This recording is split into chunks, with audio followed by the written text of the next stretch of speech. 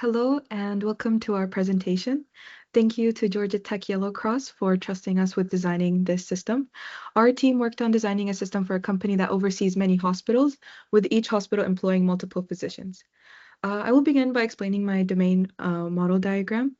This diagram features many actors, including the company, hospital, patient, case, and so on and so forth. So we begin at the company, which has the company name. The company oversees multiple hospitals, and it also supports multiple patients. The patients are also choose 3 hospitals, and so the 3 of those hospitals serve one patient. And each patient can have up to 1 case. The hospital also employs physicians, and a physician can be broken down into 3 categories. The physician can either be an attending, a resident, or an intern.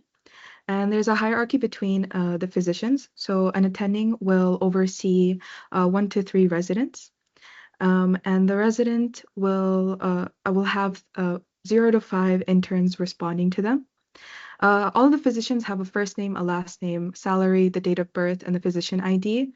But the attending will have an attending specialty, certification date, certified experience, and the residents each resident will have a resident specialty, a resident start date, and so on and so forth. Each physician belongs to one department, and the department each department also has one department chief that has a first name and a last name. Lastly, the hospital has a general chief, and that general chief is one of the attendings working at the hospital.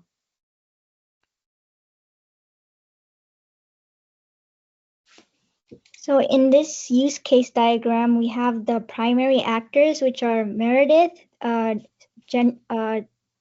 managing member, and Derek, neurosurgery attending, and they are the primary actors. And then on the right side, we have the supporting actors, which provide a service to the system. So we have the external database system, the printer, and an external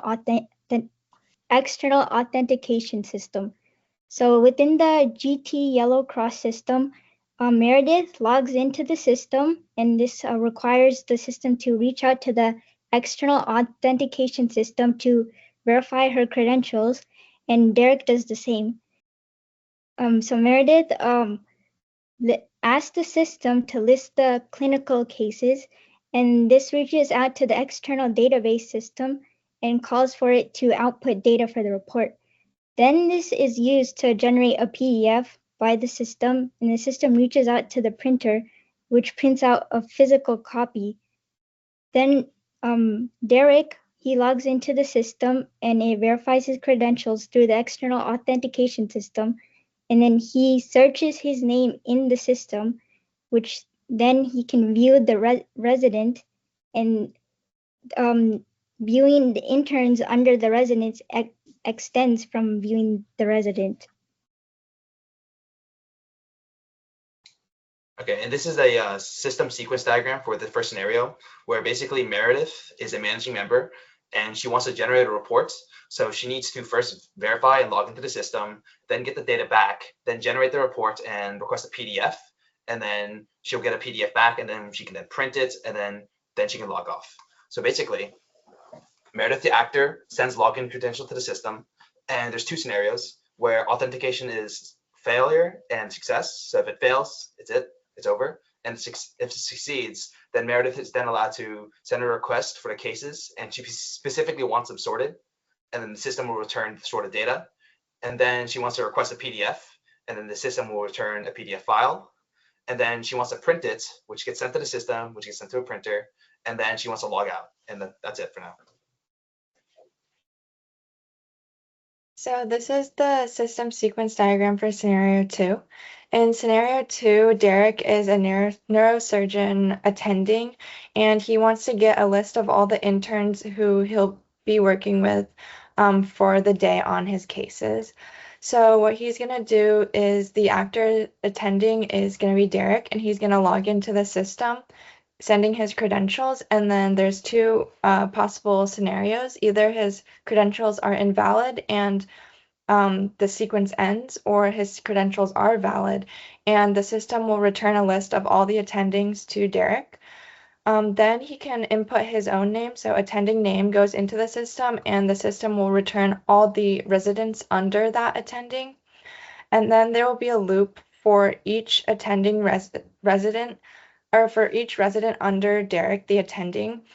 He will input that resident's name into the system, and the system will give him a list of all the interns under that resident. So once he goes through all that, the entire loop, he'll have a list of all the interns that are under the residents that are under him. And finally, he can log out of the system by logging out, and then the system will give him a confirmation that he has logged out. Okay, so this is the design class that incorporates the context and the two scenarios. It's similar to the UML diagram, except it is a little bit more specific in like how they all interact with each other. So the diagram models the context through the relationship and multiplicity among the company, the hospital, its patients, the cases, departments, and its physicians. And scenario one is incorporated into this like context through introducing like the user class, the authentication system, report, the database, printer, and managing member. And this is connected through the cases because if the managing member wants to generate a report of the cases, then it's going to have to log in and then request a report, which will use the database that pulls from the cases, which is managed by the hospital under the company. And then scenario two is incorporated into the diagram by its interaction with the classes created from scenario two and the context because of the attendings, since Derek or in the scenario number two, Derek is a neurosurgeon attending. So then we modify, or I modify the attendings class to have to extend from physicians, which inherits from the user class in order to like log in and access like physician and the resident and interns list. And basically this is a design class that uses solid and graphs design principles. So from the solid principles, every class has its own is in charge of one thing, and the name specifies what it does. And then from the graphs principle, every class has responsibilities that they are assigned. So all the classes have their methods and variables that are set to private. Well, the variables are set to private, and then their methods are public. And it is all organized cohesively, and everything is like kind of modeled around each other. So the context is kind of like all the classes are around each other, and then scenario two, and then scenario one. Okay, and this is the sequence diagram for scenario one.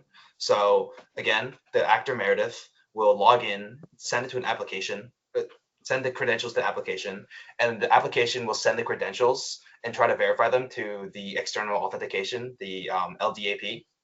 And then there's two scenarios again. So if the authentication returns failure, then the login will just fail and that's it. But if it's successful, and the login will be successful, and then Meredith can continue. So she can request cases sorted to the application, and the application will send a query to the database for the cases, and the case database will just return the case data. And then the application will sort the data and then return the sorted data back to Meredith. And then Meredith can request a PDF to the application, and the application will generate the PDF and return it to Meredith. And then finally, she can print the PDF file, send to the application, and then the application will then send a print job to the printer, and it will get printed externally, physically in person. And then finally, Meredith can log out of the application.